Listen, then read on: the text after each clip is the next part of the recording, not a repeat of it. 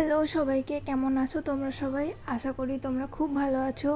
আজকে চলে এসেছি একটি নতুন ভিডিও নিয়ে। না, এটা কোনো গাছ লাগানোর ভিডিও না।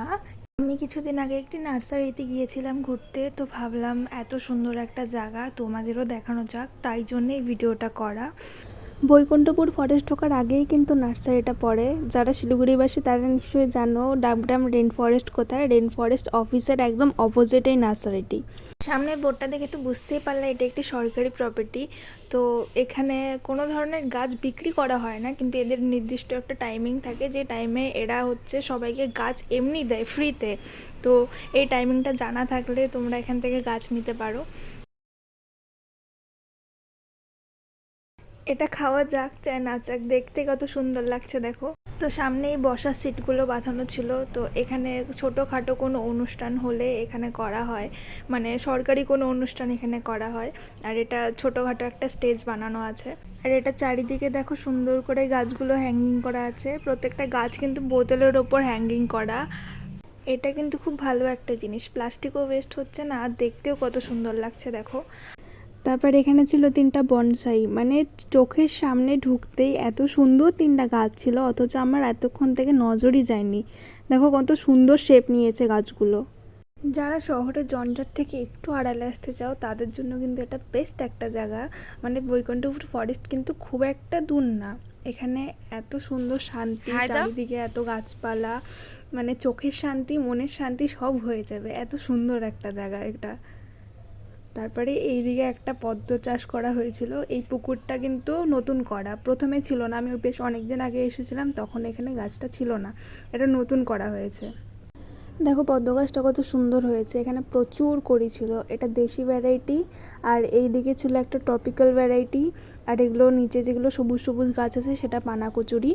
আর এই যে 2 ভদ্রমহিলা, এদের সঙ্গে আমার এই পদ্ম গাছ নিয়ে প্রায় অনেকক্ষণ কথা হয়েছিল। মানে পদ্ম গাছ কেমন করে লাগাতে হয়, কি না, কি করলে ভালো হয়, কি না করলে ভালো হয়।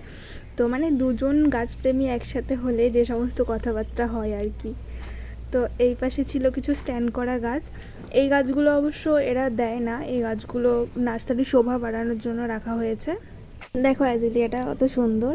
আর পিছনের গোলাপ গাছটাও কিন্তু নতুন একটা ভ্যারাইটি, আমার প্রথম দেখা। এই গাছগুলো সবাইকে দেওয়া হয়, মানে ওই যে বললাম নিয়মিত ওদের কিছু একটা টাইমিং থাকে, সেই টাইমিংয়ে দেওয়া হয়। তো এগুলো চারা কিছু করা হয়েছে। যেহেতু এটা ফরেস্টের এরিয়া, তাই ফরেস্টে যে সমস্ত গাছ পাওয়া যায় সেগুলোই কিন্তু এখানে দেয়। মানে শাল, সেগুন, অশোক, চালতা, আরও যাবতীয় যে সমস্ত গাছ ফরেস্টে পাওয়া যায় সেগুলো এখানে দেওয়া হয়। সামনের আকাশটা মেঘলা, নয়তো এখান থেকে কিন্তু পাহাড়টাও খুব সুন্দর দেখা যায়। আর এই গাছের মাঝখান থেকে যে আকাশটা এত ভালো লাগছে দেখতে। আমি তো এখানে অনেকক্ষণ ছিলাম জঙ্গলের ভেতরে, মানে এগুলো কিন্তু জঙ্গল না, গাছ টবে লাগানো। এগুলোই সব যখন দেওয়া হয় এখান থেকে সরিয়ে নিয়ে যাওয়া হয়। আর এখানে অর্গ্যানিকভাবে সার করা হয়, এটা গোবর সার। আর এখানে গ্রিন শেডের নিচে কিছু গাছ রাখা আছে। পেছনের এরিয়াটা কিন্তু অনেক বড়, পেছনের যে বড় বড় গাছগুলো একদম শেষ মাথা পর্যন্তই নার্সারিটা, বিশাল বড় একটা এরিয়া নিয়ে। আর এই পেয়ারা গাছটা দেখো, এতটুকু একটা পেয়ারা গাছে কতগুলো পেয়ারা হয়েছে।